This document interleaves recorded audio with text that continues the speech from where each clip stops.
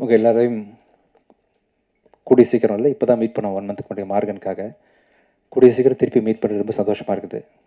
ஒரு குடும்பத்தை பார்க்கும்போது எப்படி ஃபீல் ஆகும், ஃப்ரெண்ட்ஸை பார்க்கும்போது. எனக்கு நிறைய வேலைன்னு இருக்கிறதுனால நிறைய பேர் கேட்பாங்க, ஏன்னா இன்டர்வியூவில் இவ்வளோ சிரிக்கிறீங்க, ஜாலியாக பேசுகிறீங்க, படத்தை பற்றியே பேச மாட்டேங்கிறீங்க. ஏன்னா 24/7 வேலையாக இருக்கிறதுனால என்னோடய ரிலாக்ஸேஷனே உங்களை பார்க்குறது தான். இன்டர்வியூவில் நிறைய பேர் நீங்கள் ரீசெண்டாக கவனிச்சிருக்கலாம், ரொம்ப அதிகமாக சிரிக்கிறேன், காமெடி பண்ணுறேன்.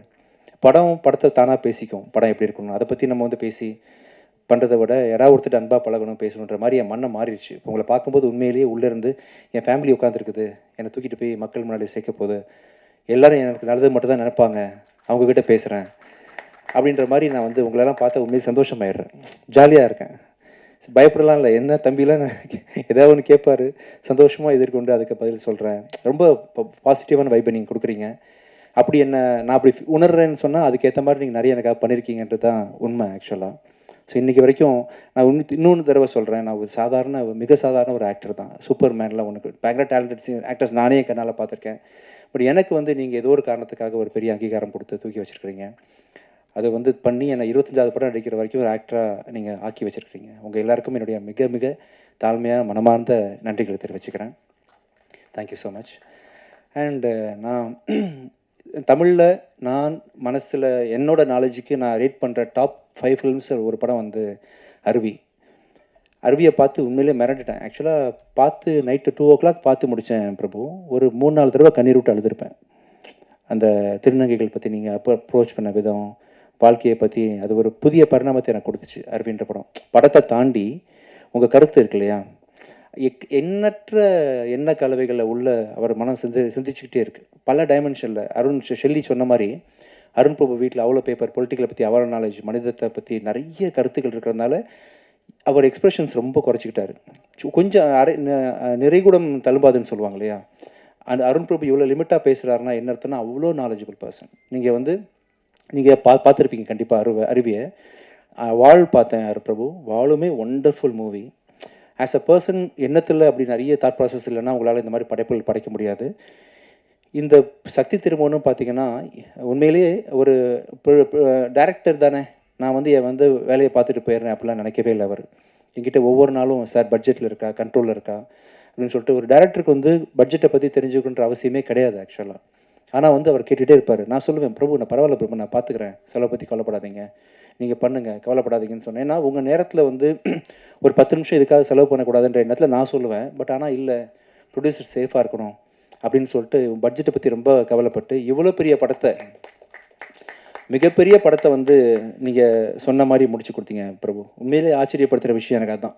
நீங்கள் பெரிய கிரியேட்டர்னு தெரியும், ஒரு மனுஷனாக ஒருத்தருக்கு காசு செலவாகுது, அவருக்கு வட்டி போகுது, அவர் நல்லா இருக்கணும் அப்படின்னு நினைக்கிறீங்க இல்லையா. ஸோ அதுக்கு மிக மிக உங்கள் பண்புக்கும் உங்கள் குணத்துக்கும் நீங்கள் எங்கேயோ இருப்பீங்க பிரபு. ஆக்சுவலி எனக்கு வந்து இந்தியாஸ் டாப் 3 டேரக்டர்ஸில் அருண் பிரபு ஒன்று. எனக்கு மக்களுக்கும் அப்படி தான். எந்த லாங்குவேஜ்லேருந்து அவங்க அருவியை பார்த்தாலும், எந்த லாங்குவேஜ்லேருந்து அவங்க வாழ் பார்த்தாலும் கண்டிப்பாக உங்களை பற்றி ஒரு பெரிய புதிய பார்வை தான் அவங்களுக்கு உண்டாகும். ஸோ எனக்கு வந்து உங்கள் படத்தை வந்து தெலுங்குலேயும் ரிலீஸ் பண்ணுறது ரொம்ப சந்தோஷம். அருண் பிரபு உங்களுக்கு வந்து என்றைக்கு வந்தாலும் சரி, நம்ம ப்ரொடக்ஷன் கம்பெனியை பொறுத்த வரைக்கும் எனி டே எனி டைம் நீங்கள் வந்து ஆல்வேஸ் வெல்கம். ஆனால் நீங்கள் நல்லா இருக்கணும், பெரிய பெரிய ஹிந்தி டேரக்டர் ஆக்டர்ஸு பெரிய ஸ்டார்ஸோட படம் பண்ணணும்.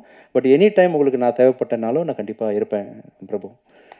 ஸோ ஒரு புருஷனை பற்றி ஒருத்தங்க பெருமையாக பேசுகிறாங்கன்னா கண்டிப்பாக அதுக்கு பின்னாடி மனைவி இருப்பாங்க. அதே மாதிரி மனைவியை பற்றி ஒருத்தங்க பெருமையாக பேசுகிறாங்கன்னா அதுக்கு புருஷன் இருக்கான்ற மாதிரி ஷெல்லி வந்து புருஷனாக பொண்டாட்டியா என்ன சொல்லலாம், பொண்டாட்டி வச்சுக்கலாமா? ஷெல்லி தான் அருண் பிரபுவோட ஒய்ஃபு. அதனால் இவ்வளோ பெரிய அவுட்புட்டை வந்து நீங்கள் தொடர்ந்து அதாவது இப்போ ஓகே, ஆனால் அருவி படம் போதெல்லாம் உங்களுக்கு எவ்வளோ லிமிடேஷன் இருந்திருக்கு இல்லையா, பட்ஜெட் கன்ஸ்ட்ரெயின்ட் இருக்கும், அப்படிலாம் தெரியவே இல்லை. எவ்வளோ பிரம்மாண்டமான படைப்பு அது. அதை வந்து ஒரு டேரக்டர் யோசிக்கிறாரு, அதை பண்ணணும்னு நினைக்கிறாரு. சக்தி திருமணம் படத்தெல்லாம் நீங்கள் இல்லாமல், உங்களோட சப்போர்ட் இல்லாமல் கண்டிப்பாக அருண் பிரபுவால் இவ்வளோ அழகாக லேசாக பண்ணியிருக்க முடியாது. அண்ட் நீங்கள் 2 பேரும் சேர்ந்து இன்னும் இந்தியாவே மிரட்டலாம் பிரபு. ஆக்சுவலாக உங்கள் அடுத்த படம் அப்படி தான் இருக்கணும். நீங்கள் ஃபிக்ஸ் பண்ண போகிற ஹீரோ, நீங்கள் 2 பேரும் சேர்ந்து பண்ணுற ப்ரொடக்ஷன் கம்பெனி, அதோட ரீச் எல்லாமே இந்தியா லெவலில். இப்போ இவங்க வந்தாங்க இல்லையா, இந்த அர்ஜுன் ரெட்டி, அந்த திடீர்னு ஹிந்தி பண்ண மாதிரி இன்னொரு பெரிய லெவலில் பேன் இண்டியா ஃபிலிம் நீங்கள் பண்ணணும். உலகமே வந்து உங்களை பார்த்து, ஏன்னா பெரிய ஹீரோஸ் வச்சு பண்ணும்போது, பெரிய ப்ரொடக்ஷன் கம்பெனி வச்சு பண்ணும்போது உங்களுக்கான பட்ஜெட்டு இப்போ பார்த்தீங்களா, என்னதான் இருந்தாலுமே ஒரு சின்ன ஒரு கன்ஸ்ட்ரெயின்ட் இருந்துச்சுல உங்களுக்கு. அதெல்லாம் இல்லாமல் இன்னும் பயங்கரமான படங்கள் பண்ணும்போது உங்கள் அவுட்புட்லாம் உலக லெவலில் போய் சேரும். அதுக்கான அத்தனை பொட்டன்ஷியல் உங்களுக்கு இருக்குது. அதுக்கு சப்போர்ட்டு ஷெல்லி இருக்கார், உங்கள் டீம் ரேமண்ட் இருக்காங்க, எல்லோரும் இருக்காங்க. கண்டிப்பாக நெக்ஸ்ட் படத்தை வந்து நான் அருண்பிரபுட்ட இன்னும் பெருசாக எதிர்பார்க்குறேன். இதுவே வந்து ரொம்ப அருமையான படம். சத்ய திருமகன் பயங்கர கருத்துக்களோடு பண்ணியிருக்கீங்க. பெரிய ஹைட்ஸ்க்கு இந்த படம் உங்களை கொண்டு போவோம்னு நம்புகிறேன் Prabu. All the best. Thank you Shelly, உங்களுக்கும் மிக மிக நன்றிகள். ஷெல்லி என் படத்தோட அடுத்த படத்துக்கு இவர் தான் கேமரா பண்ணுறாரு. யமகாதிகி டேரக்டர் பெப்பின் ஜார்ஜோட படத்துக்கு ஷெல்லி தான் கேமரா பண்ணுறாப்புல. So thank you so much Shelly. அப்புறம் திருப்தி, ஒண்டர்ஃபுல். ஸோ அவங்கள வந்து ஃபஸ்ட்டு டைம் வந்து பிரபு ஃபோட்டோ காமிக்கும் போது யார் அவர் காமிப்பார், ஏன்னா அவரோட படங்களில் உள்ள ஹீரோயின்லாம் பார்த்தீங்கன்னா அருவி ஹீரோயினாக இருக்கட்டும், வால் ஹீரோயினாக இருக்கட்டும், பெக்யூலியர் ஃபேஸ் இருக்கும் அவங்கக்கிட்ட. பக்கத்து வீட்டு பொண்ணு, யதார்த்தமான பொண்ணு அப்படின்ற மாதிரி ரொம்ப பார்த்து சூஸ் பண்ணியிருப்பார். இந்த படத்தில் நான் வந்து எவ்வளவோ அந்த மாடல் கோஆர்டினேட்டர் வச்சு ஒவ்வொரு ஃபோட்டோவாக காமிச்சிட்ருக்கிறேன். யார் எல்லாத்தையும் வேணான்றாரு. சஸ்பென்ஸாக அவன் பண்ணிகிட்டே இருக்காரு. அந்த முகம் எந்த முகம்னு எனக்கே பயங்கர சஸ்பென்ஸ். கூட்டு வரேன்னு சொல்லிட்டு ஒரு நாளைக்கு வீட்டுக்கு கூப்பிட்டு வந்தார் அந்த பொண்ணை, திருப்தியை. வேறு மாதிரி பெர்ஃபார்ம் பண்ணாங்க. இந்த படத்துக்கு இவங்க தான் ஆப்ட் அப்படின்ற மாதிரி ரொம்ப அருமையாக பண்ணியிருந்தீங்க திருப்தி. You will have a strong launch. As actress also பார்த்தீங்கன்னா ரொம்ப சப்டலாக வந்து ரொம்ப யதார்த்தமாக பண்ணியிருந்தீங்க. ஆல் தி பெஸ்ட் திருப்தி. Karthik, thank you so much. உங்களோட வரிகள் வந்து ஒவ்வொன்றும் இப்போ ரீசெண்டாக நீங்கள் பண்ணுற பாட்டு இருக்குல்ல, நானும் பார்த்தீங்கன்னா 2010க்கு அப்புறமே என்னோடய ஃபோக்கஸ் ஃபுல்லாக நடிப்பு அப்படி இப்படின்னு போயிட்டு இருந்தாலும் மியூசிக்கில் ஃபோக்கஸ் பண்ணல. அந்த தூரத்துலேருந்து உங்கள் ஒர்க்லாம் கவனிச்சுட்டு தான் இருக்கிறேன். உங்கள் வார்த்தைகள் அப்படி இருக்கும், வேறு லெவலில் பண்ணுறீங்க. எனக்கு ரொம்ப லக்கு இந்த படத்தில் ஒர்க் பண்ணது. இன்ஃபேக்ட் ரோமியோவில் அந்த சாங் பண்ணிங்களா, அதுவுமே லக்கு. ரொம்ப பொய்ட்டிக்காக என்னன்னு சொல்ல முடியாது. உங்கள் வார்த்தைகள் அமைப்புகள்லாம் வேறு லெவலில் இருக்குது. நான் மியூசிக் சீரியஸாக பண்ண ஆரம்பிக்க போகிறேன். இந்த சத்ய திருமகன் படத்தை ரிலீஸ் பண்ணதுக்கப்புறமா கண்டிப்பாக நம்மளும் நிறைய படம் ஒர்க் பண்ண போகிறோம். Thank you so much Karthik. அப்புறம் அனுஷா, தேங்க்யூ ஸோ மச். எல்லா படத்துலையும் நீங்கள் வந்து பேக் டு பேக் நான் டீசெண்டாக காட்டுறீங்க. Thank you. Thank you so much. And sir ரொம்ப தேங்க்ஸ் சார். ரஹ்மான், இப்போ ரீசெண்டாக நான் வந்து பேக் டு பேக் நிறைய படங்கள் மியூசிக்லாம் கான்சர்ட்லாம் நிம்மதியாக பண்ணுறேன்னா அதுக்கு பக்கபலமாக இருக்கக்கூடிய ரஹ்மான். என்னோடய சவுண்டுனா ரஹ்மான் தான் அப்படின்ற மாதிரி என்னோட ஃபுல் பேக்கிங் பண்ணுறாரு. அப்புறம் என்னோடய டீம், என்னோடய ஆஃபீஸில் என்னோடய சாண்ட்ரா, நவீன், ஜனா, சந்துரு, என்னை மியூசிக் பயங்கரமாக சப்போர்ட் பண்ணுற தினேஷ் சார், இவங்க பெரிய டீமாக இல்லாமல் வந்து என்னால் இவ்வளோ நிறைய படங்கள் தயாரிக்க முடியாது. அவங்க தான் என்னோடய பக்கபலம், தூண்கள் எல்லாமே அவங்க தான். மிக்க நன்றி. And thank you so much Ajay for coming this. And உன்னோட ஃபஸ்ட்டு படம் வந்து 25 இன்றைக்கி 25வது நாளில். All the best. And Morgan படம் வந்து இன்றைக்கி நைட்டு ஓடிடி அமேசானில் வந்து டெலிகாஸ்ட் ஆக போகுது. பார்க்காதவங்க அவசியம் பாருங்கள். ரொம்ப உங்கள் மத்தியிலேருந்து பெரிய வரவேற்பு கிடைச்சது, ரொம்ப நன்றி. நான் எதாவது மிஸ் பண்ணியிருக்கேன் அப்புறம் இது வரைக்கும் almost. Thank you Kalyani, thank you Rekha. ஒவ்வொரு தடவை ரேகா இங்கே இருக்கீங்க. Okay, thank you Imtiaz, thank you so much. ரொம்ப நன்றி, ரொம்ப ரொம்ப நன்றி. எல்லாம் முடித்த பிறகு கேள்விக்கு ஏதாவது பேசலாம், இல்லை இங்கேருந்தே கூட கேள்வி பதில் சொல்லலாம், உங்கள் இஷ்டம் தான். உட்காந்து பாருங்க. Thank you so much. தேங்க்யூ. எல்லாருக்கும் வணக்கம். First of all, wish you really very happy birthday, Vijay sir. May you soar highest of all. Thank you all of you for coming here in such a large number. இப்போ நான் ரொம்ப ரொம்ப எக்ஸைட்டடாக இருக்கேன், ரொம்ப ஹாப்பியாக இருக்கேன். இந்த ஆப்பர்ச்சுனிட்டிக்கு நான் ரொம்ப ரொம்ப grateful and thankful to Vijay sir and Arun sir. I had a really very incredible experience working with the entire team. எல்லாரும் like all departments, costume department, direction department, light department, எல்லாரும் ரொம்ப டிசிப்ளின் இருந்தாங்க, ரொம்ப சின்சியர் இருந்தாங்க. And Shelly sir and Arun sir, they have this tuning and they were in so sync that it made very smooth to work on the set. And Vijay sir also, every time Vijay sir and I used to meet on the set for the shot, the first question he used to ask was like, how are you, the set and the team, is everything okay, food nalla irukku, and everything. He used to care for me also. So that made me like feel more comfortable from the day one itself. So na eppum anxious or excited feel panale, even not even on the first day of the shoot. So ரொம்ப ரொம்ப ஹாப்பியாக இருக்கேன். I am really thankful to the entire team, Vijay sir and Arun sir. Thank you so much. எல்லாருக்கும் வணக்கம். பொதுவாகவே வந்து இந்த ரொம்ப ஜனரஞ்சகமான அரசியல் படங்கள் பார்க்குறதுக்கு பிடிக்கும். சக்தி திருமகனும் அந்த மாதிரி ஒரு ஜனரஞ்சகமான ஒரு அரசியல் படம் தான். எல்லா தரப்பு மக்களுக்குமே வந்து பிடிக்கிற மாதிரி ஒரு விறுவிறுப்பான படமாக தான் இது வந்திருக்கு. இந்த சில கதைகள் வந்து நமக்கு அந்த கதையிலேயே வந்து ஒரு டென்ஷன் ஒன்று இருக்கும், ஒரு ஹீரோயிசம் ஒன்று இருக்கும். அது நம்ம எத்தனை தடவை எத்தனை பேர்கிட்ட நரேட் பண்ணாலும் அந்த நரேட் பண்ணும் போதே வந்து ஒரு டென்ஷன் ஃபீல் ஆகும். இது வந்து அந்த மாதிரியான ஒரு கதை தான் அது. அருவி வாழ் படங்கள் வந்து நானும் ஷெல்லி ரேமண்ட் எப்படி ஒரு டீமாக என்ன பேப்பரில் இருக்கோ ஸ்கிரிப்டில் என்ன இருக்கோ அதை கரெக்டாக ஸ்க்ரீனுக்கு எடுத்துகிட்டு வரத்துக்கு எப்படி வேலை பார்த்தோமோ அதே மாதிரி தான் இந்த படமும் பண்ணியிருக்கோம். திருப்திகரமாக வந்திருக்கு. படத்தில் வேலை பார்த்த தொழில்நுட்ப கலைஞர்கள், நடிகர்கள் எல்லாருக்குமே என்னுடைய வாழ்த்துக்கள் தெரிவிச்சுக்கிறேன்.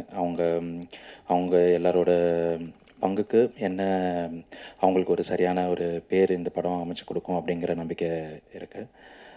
Vijay Antony sir, happy birthday sir. Sir வந்து பல ஆண்டுகளாக ராவும் பகலுமாக வேலை பார்த்துக்கிட்டே இருக்கிறாங்க. இந்த படம் வந்து சரியான ஒரு பிரதிபலனை வந்து சாருக்கு உண்டாக்கி கொடுக்கும் அப்படிங்கிற நம்பிக்கை இருக்குது. அந்த அருவி படம் வெளியான போது வந்து ஒரு டீமாகவே எங்களுக்கு வந்து ஒரு நம்பிக்கை ஒன்று கிடைச்சிது.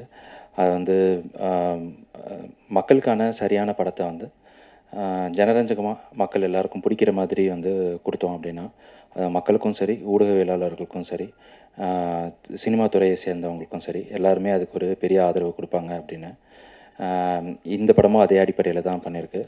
இது சரியான நேரத்தில் மக்களுக்கான ஒரு சரியான படமாக, ஜனரஞ்சகமான முழுநீள அரசியல் படமாக இது வந்திருக்கு. இதுக்கும் உங்களுடைய ஆதரவு சரியாக இருக்கும் அப்படிங்கிற நம்பிக்கை இருக்குது. நன்றி, தேங்க்யூ. நான் முதல்ல விஜயானந்தி சாருக்கு என்னுடைய மனமார்ந்த பிறந்தநாள் வாழ்த்துக்கள் சொல்லிடுறேன். அப்புறம் இது 25வது திரைப்படம் சாருக்கு.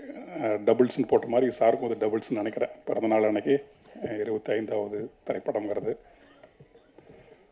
விஜயானந்தி சாரோட எனக்கு மலரும் நினைவுகள் தான் போகுது. அவர் சோலைமேடு கில் நகரில் அப்போது ஸ்டுடியோ வச்சுருந்தார். நான் வாய்ப்பு தேடிட்டு இருந்த டைமில் அப்போ வந்து அந்த நெஞ்சாங்குட்டியில் நீயே நிற்கிறாய் அந்த பாடல் வந்து பயங்கரமாக பிரபலமாக இருந்த பாட்டு.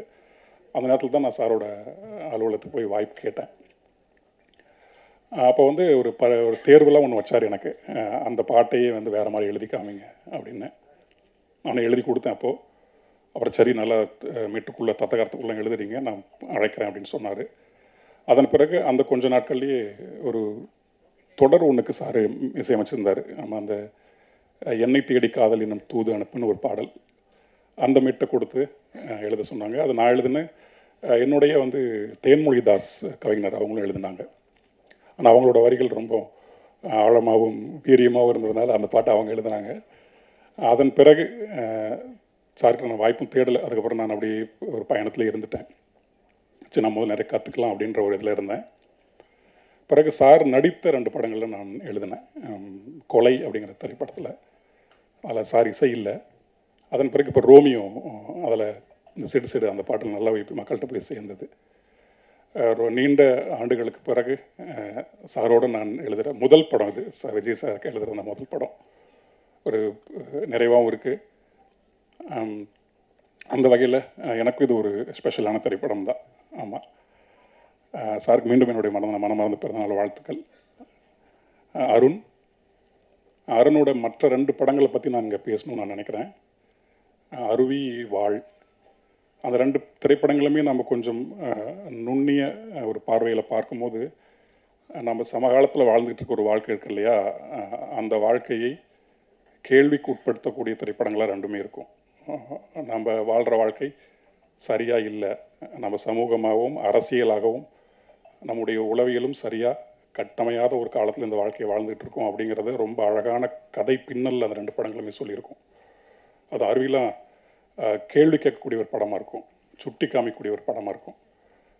நாம் தப்பாக வாழ்ந்துக்கிட்டு ஒட்டுமொத்த சொசைட்டியும் தப்பாக சொல்கிறோமே அப்படிங்கிறது அந்த படம் தெளிவாக காமிச்சிருக்கும்.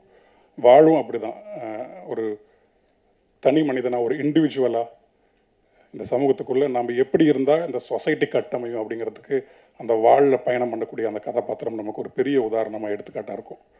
ஆமாம், ஒரு ஈச் அண்ட் எவ்ரி இண்டிவிஜுவல் சரியாகலைன்னா அந்த சொசைட்டிங்கிறது சரியாகாதுங்கிறது அந்த படத்தில் ரொம்ப ஆழமாக ரொம்ப தெளிவாக கட்டமைக்கப்பட்டிருக்கும்.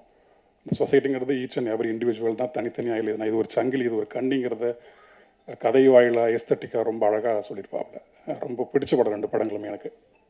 வெறும் படமாக இல்லாமல் நம்ம தேடிக்கிட்டு இருக்கிற ஒரு வாழ்க்கையை ஒருத்தர் முன்னாடி முன்னாடி காமிச்சிட்டு இருக்காங்க, அது நமக்கு புரியலையே அப்படிங்கிற ஏக்கம் பல நாள் எனக்கு இருந்திருக்கு. அந்த 2 படங்களை வச்சு, அது குறிப்பாக வாழ் வச்சு, வாழ் இன்னும் நம்ம ஒரு சமூகத்துக்குள்ளே டிஸ்கஷனுக்குள்ளே கொண்டு வந்திருக்க வேண்டிய படம்.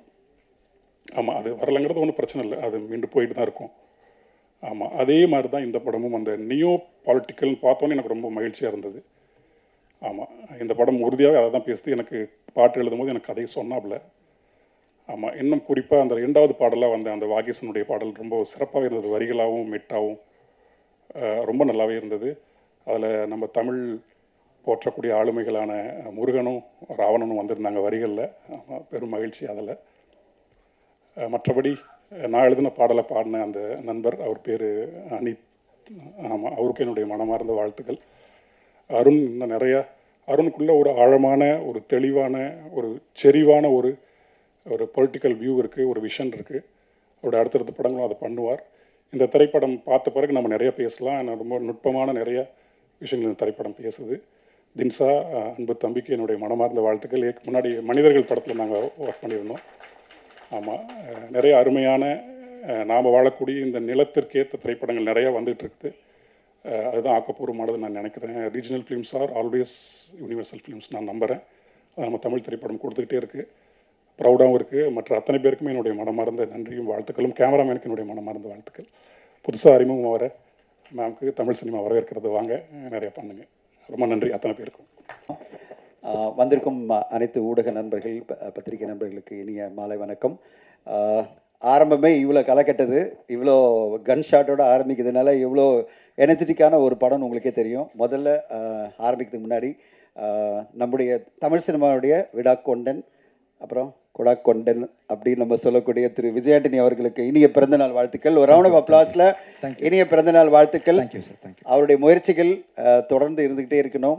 முதல்ல அவருக்கு பிறந்தநாள் வாழ்த்துக்கள் கொடுத்த பிறகு அடுத்த வாழ்த்துக்கள் வந்து மார்கன் அப்படின்ற படம் ஒரு பெரிய வெற்றி அடைஞ்சிருக்கு. நேற்று ஹைதராபாத்தில் வந்து சுரேஷ் ப்ரொடக்ஷன் திரு சுரேஷ் பாபு சார் வந்திருந்தார். அவர் வந்து தெலுங்கில் எவ்வளோ பெரிய வெற்றின்னு பேசியிருந்தார். தமிழ்லையும் ஒரு நல்ல வெற்றி அடைஞ்சிருக்கு. இந்த வெற்றிக்கு காரணமான அந்த மார்கன் படக்குழுக்கு நம்ம வாழ்த்து சொல்லணும். இந்த நேரத்தில் அஜய் திஷானை மேடைக்கு வர வைக்கலாம். அஜய் திஷான் ஒரு சாலிடான டெபோ பண்ணியிருக்காரு. அவருக்கு எல்லோரும் பத்திரிகை நண்பர்கள் எல்லாரும் ஒரு வாழ்த்து சொல்லணும். Come Ajay, come please. Ajay is made a solid debut. பத்திரிகை நண்பர்கள் எல்லாருமே நான் ரிவ்யூ பார்க்கும்போது அஜயனுடைய அந்த பெர்ஃபார்மன்ஸை பற்றி பல பேர் பாராட்டி பேசுறதை பார்க்கும்போது ரொம்ப சந்தோஷமாக இருந்தது. ஒரு நல்ல ஹீரோ தமிழ் சினிமாவுக்கு வந்திருக்காரு. அந்த ஹீரோ அறிமுகம் வார்த்தை காரணமான விஜய் ஆண்டனி சாருக்கு வாழ்த்துக்கள்.